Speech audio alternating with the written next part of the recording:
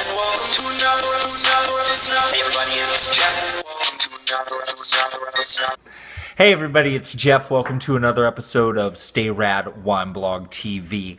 I just had this hankering. I was driving home in traffic, and I just had this hunger start to build. And I pulled over at the closest convenience store that I could. I had a hankering for beef jerky. I had a hankering for barbecued flavored potato chips, which I never eat. I don't know why. It just popped into my head. And I was thinking I must have some wine back home that could pair well with processed beef jerky. It's not even real beef jerky. It's like the fakey fake stuff. And potato chips. There had to be a wine that I could pair with that. And then I started thinking about this sample that I got from Cornerstone Cellars a couple weeks ago. And thank you so much to Craig Camp, who's just an awesome dude if you ever get a chance to meet him at their tasting room in the Napa Valley.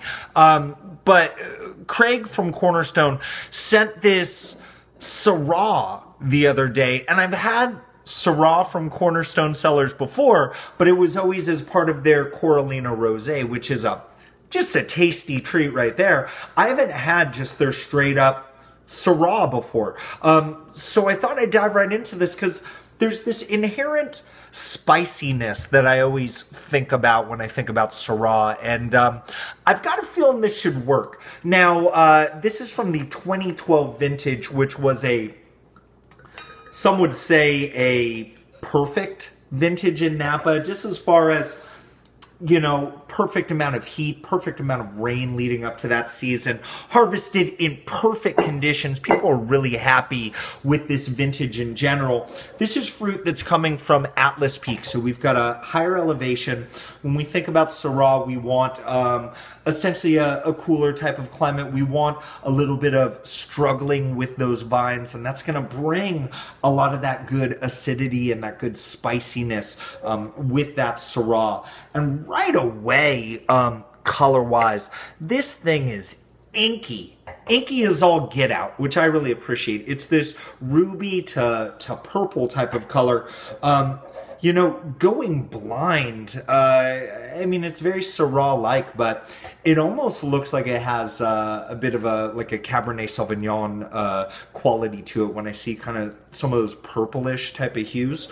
Now, this was aged in French oak for 18 months, 40% new. This is coming in at $40 a bottle, and alcohol-wise, we're looking at 14.9, which for the Napa Valley during a nice ripe season like that, still pretty restrained. Now, on the nose, I'm getting these deep, dark purplish type of fruits. I'm getting some plum. I'm getting some cherry. And there's almost like an orange rind type of note to it. I'm getting that spiciness from that oak. And it's a little woodsy, and when I mean woodsy, I don't mean the oak itself, but I'm thinking there is like a little bit of that forest floor type of action happening too. Now, on the palate,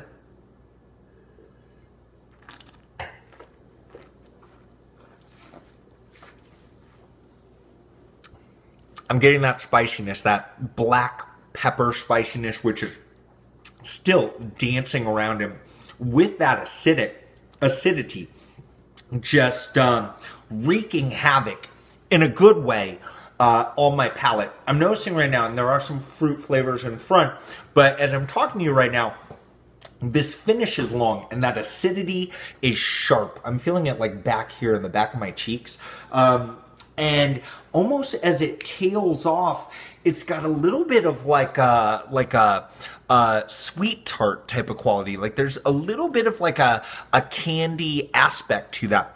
And I don't want that to, you know, scare you off as a serious wine drinker. You know, when we think about like those over-the-top candy-fied type of wines, those can be obnoxious. But this is just like a nice little sense memory that I'm getting. And there are still, as I'm talking to you, these lingering, powdery, dare I say chalky type of tannins that I really am appreciating here.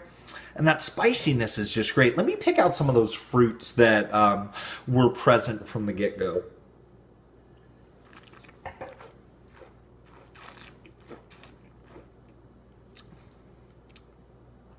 There's that woodsy forest floor.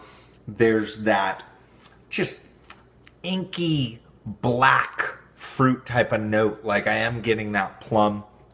And again, a little bit of that like maybe tart and sour, black and red cherry type of mix in there as well. This is a really nice Syrah. It's a really good effort. And I'm gonna put it in that like 90-point range.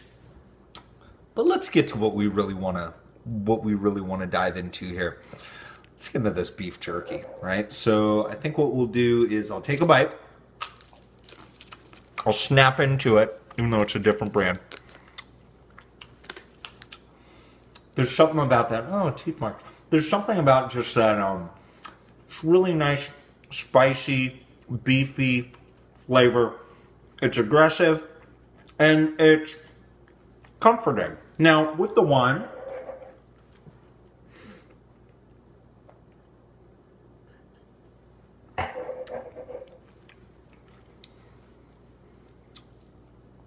spicy matched with spicy allows for these ripe, I'm getting some red fruit flavors in there now. These juicy fruit flavors that I think were kind of masked by that initial spiciness from the wine.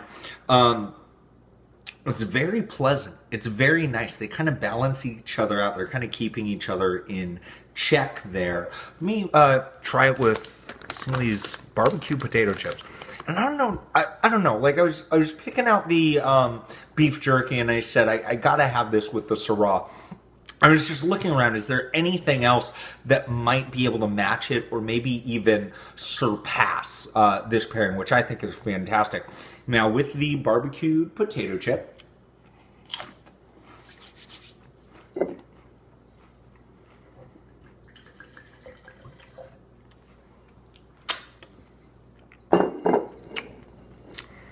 And how could you ever go wrong with the potato chip? I mean, salty, crispy, that nice spicy barbecue powdery type of taste. It's a different type of barbecue.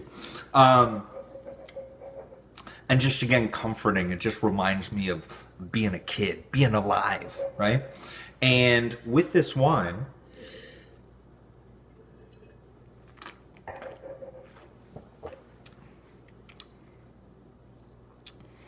now the saltiness brings a really nice quality too, because what it's doing is the saltiness is kind of counterbalancing the, although this is completely dry, this wine right here, but the perceived sweetness and juiciness that you may pick out from the perception of fruit flavors.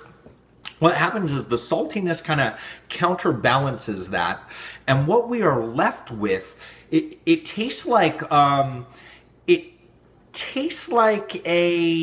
Syrah that has had time to age. Because I got to tell you right now, the structure on this Syrah leads to it being slightly aggressive if you're used to like a more calm, relaxed, ready to drink Syrah. This one's slightly more aggressive than your typical Syrah. But the potato chip aspect mellows it out. It gives that wine just a little bit of perceived age, and dare I say, it makes it taste better. I mean, that's the thing when we think about food and wine, and Craig Camp at Cornerstone will be one of the first people to tell you that his wines are meant to be paired with foods. And I think that it's a disservice sometimes to try the majority of wines that are available without any food to go along with it, because wine is food. It elevates the dish elevates it, and it's just so fun. I mean, if you're gonna put out the extra money for a $40 Syrah, and it's not your typical weeknight thing, it's interesting how a typical, in some American households, a typical household item like barbecued flavored potato chips could elevate that entire experience. You know what I mean? It's really kind of fun, and it's one of those things that makes you just get more invigorated when we talk about wine in general.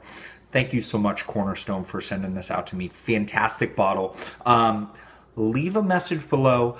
Let me know what you think about Syrahs from Atlas Peak of the Napa Valley. Till next time, everybody, stay rad. Stay rad, wine blog. Stay rad, wine blog. Stay rad, wine blog. Stay rad, wineblog.com.